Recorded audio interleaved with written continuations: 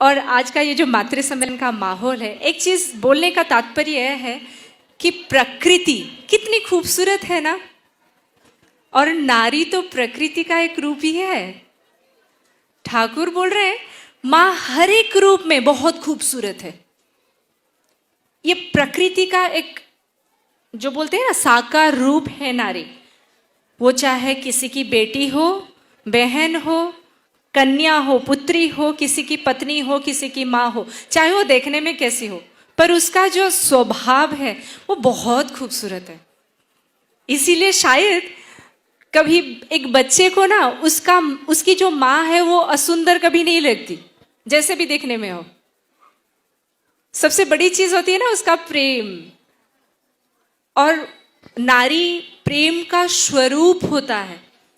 नारी वो जो प्रेम का स्वरूप मतलब वो पालन करने में, पोषण करने में, पूर्ण करने में सिद्धहस्त है। जिसके लिए शायद श्री श्री ठाकुर जी एक नारी को इतना ऊंचा दर्जा दिए हैं। और वो कैरेक्टर, वो जो एक माँ का कैरेक्टर है, स्वतः है, प्रकृति ने निर्धारण किया, बाई बर्न मिला है, उसको डेवलप करने की जरूरत नहीं है। ऐसा नहीं कि कहीं पे जाएंगे, इंस्टीट्यूशन में जाएंगे, ग्रूमिंग क्लास में जाएंगे और वो डेवलप होगा, ऐसा तो नहीं होता है। It's very natural. एक लड़की जब एक पिता के लिए करती है, एक बहन जब एक भाई के लिए करती है, एक जब पत्नी अपने पति के लिए करती है, एक माँ जब अपनी बेटा या बेटी के लिए करती है, कितना प्रेम से करती है। मैं भी जब याद करती हूँ तो आंखें भर आते हैं कि हमारे माँ ने, या फिर हमारे जो आस पड़ोस में हम लोग देखते हैं, एक माँ जब करती है तो कितना दिल होता है, उसमें प्यार होता है, मोहब्बत होती है। वही प्रेम जब गुरु के साथ हम लेके चलते हैं ना, वो निष्कपट हो जाता है, स्वच्छ हो जाता है, कामना वासना से रहित हो जाता है। क्यों मैं ये चीज बोल रही हूं? क्योंकि कभी कभी ये होता है कि हम मोहग्रस्त हो जाते हैं ना, कि मेरा बेटा, मेरा बेटी, या फिर मेरे पति, उनका ही मंगल हो, बाकी जाए कहीं पे तेल लेने, मुझे फर्क नहीं पड़ता। पर ठाकुर जी को जब पकड़ते हैं तो ये दृष्टि शुद्धि होती है। ठाकुर जी एक जगह पर बोल रहे हैं, मुझे एग्जैक्टली वर्ड्स याद नहीं है, मैं उसका सारांश बोलने की कोशिश करूंगी। श्री ठाकुर बोल रहे हैं नारी वो है जिसके संस्पर्श में जो आए उसका भी उद्धार हो जाए, मतलब उसको उन्नति का रास्ता मिल जाए। हर एंगल से एक नारी जो होती है पूर्ण करती है। हर एंगल से मतलब क्या है? जो एक खराब मनोभाव भी लेके आए, नारी का दृष्टि, नारी का शक्ति, नारी का व्यवहार ऐसा होना चाहिए कि वो जो इंसान है उसको भी भय लगे। वो अपना जो कामना वासना पूर्ण मनोभाव लेके आता है ना, उसको चरितार्थ करने में भी उसको भय लगे। तो नारी पूर्ण करती है चरित्र। हम लोग सोचते हैं कि नारी है, माँ है, लड़की है, या फिर शादी हो गया, मैं किसी की पत्नी हूँ, मेरा काम है घर पे खाना बनाना, मेरे पति का देखभाल करना, या फिर बच्चों का देखभाल करना, काम खत्म।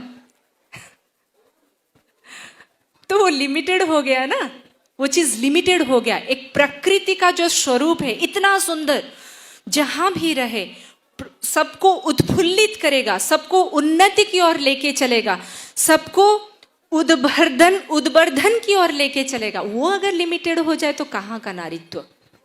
नहीं ना। इसीलिए श्री ठाकुर जी मतलब गुरु का जीवन में लेके चलना। शायद एक्चुअली मैं पहले अपने बारे में थोड़ा सा बोल दूं, मैंने दीक्षा बहुत लेट लिया, कॉलेज में जब पढ़ती थी तब लिया। तो दीक्षा लेने की जो पहली की जो स्थिति है और दीक्षा लेने के बाद का जो स्थिति है, उसको मैं कभी कभी बहुत कंपेयर करती हूँ, बहुत परखती हूँ कि क्या है, क्या चेंजेस आया है, क्या चेंजेस होना चाहिए, और क्या मैं खुद को कहाँ देखना चाहती हूँ। तो ये मिला वो जो मतलब फैमिली सेंट्रिकनेस, जो ईगो सेंटर्डनेस था, वो खुल के अभी सबको लेके चलने का जो भाव है, अच्छाई जो है, निष्कपटता जो है, सबके लिए प्रार्थना करना, सबके लिए सेवा मनोभाव रखना, सबको लेके चलना, ये जो एटीट्यूड नारी का स्वतः है, कहीं ना कहीं वो उतना डेवलप हुआ नहीं था। जब गुरु आए जीवन में, जब सत्संग का मार्ग मिला, नारी नीति का जो अनुशासनवाद मिला, और उसको मान के चलने का थोड़ा सा कोशिश, ऐसा नहीं कि हम लोग बड़ों माँ की बात बहुत सुनते हैं पर हो कितना पता है वो तो मुझे नहीं पता, इसीलिए बस जब करने की थोड़ा थोड़ा सा कोशिश करते हैं ना, वो निखर के आता है। आप लोगों ने सबने सुना होगा सत्संग में, जो साधारण सभा में, आध्यात्मिक साधारण सभा में दादा बहुत अच्छे से बोल रहे थे कि श्री श्री ठाकुर जो है वो है आपूर्यमान वैशिष्ट्य वाली। ठीक है, आपूर्यमान वैशिष्ट्य वाली का मतलब यह है जो इंस्टिंक्ट है, जो विशिष्ट गुण है एक इंसान में, वो उभर के आना, उसको निखार के बाहर निकालना। ठाकुर उसमें माहिर हैं। उनका नाम जब इंसान करता है, दीक्षा जब ग्रहण करता है, तो ऑटोमेटिकली वो आता है। तो नारी का विशिष्ट गुण क्या है? वो तो हम सब पढ़े हैं नारी नीति में, निष्ठा, धर्म, शुश्रूषा, सेवा, साहस्य, संरक्षण, प्रेरणा, और लास्ट को आता है सुप्रजनन। सुप्रजनन, जब ये पहली जो 7 वैशिष्ट्य हैं उस पे हम काम करेंगे ना, हमें चिंता करने की जरूरत नहीं है।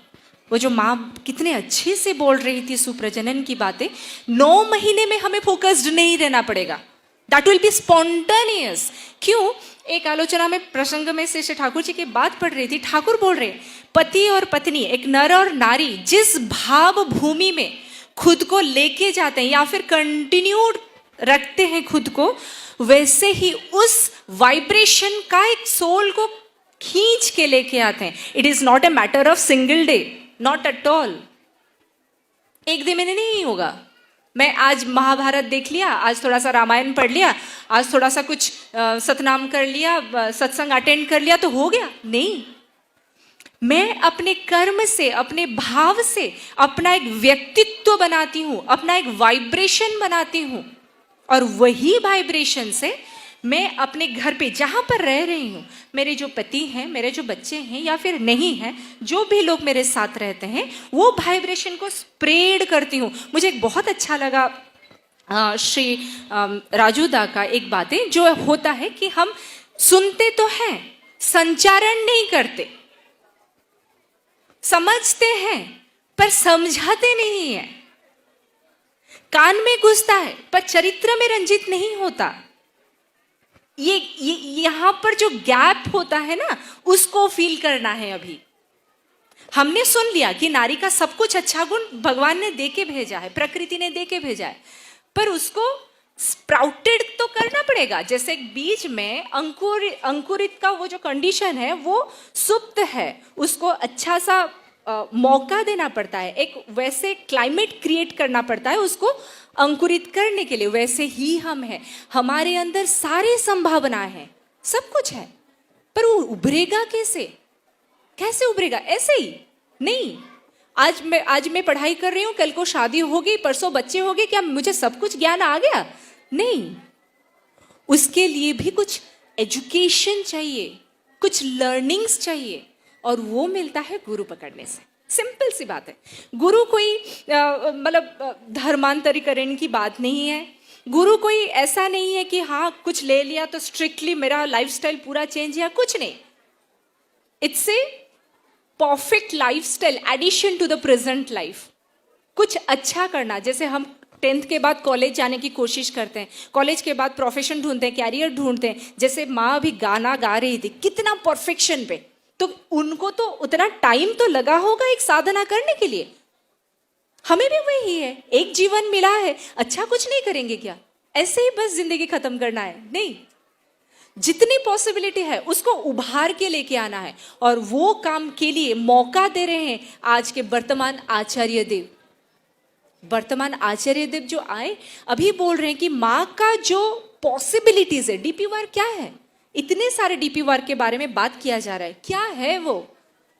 पहली बात है, मैं खुद की चरित्र पे हाथ दूं, मेरा जो सेवा भाव है, मेरा जो सेवा करने का जो नेचर है, उसको मैं नर्चर करूं, उसको और भी बढ़ाऊं, किसी के लिए कुछ करना, मेरे व्यवहार से, मेरे बातों से अगर किसी के दिल में थोड़ा सा भी इष्ट का भाव आ जाता है, तभी जाकर मेरा नारीत्व सफल हुआ।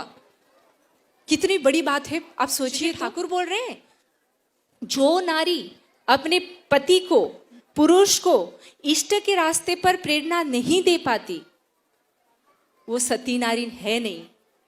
नारी का धर्म ही है, वो परिवार में, परिवेश में कहीं भी रहे, सभी को इष्ट के मार्ग पर प्रेरणा ही देगी। इष्ट का मार्ग मतलब मंगल का मार्ग, उन्नति का मार्ग, बस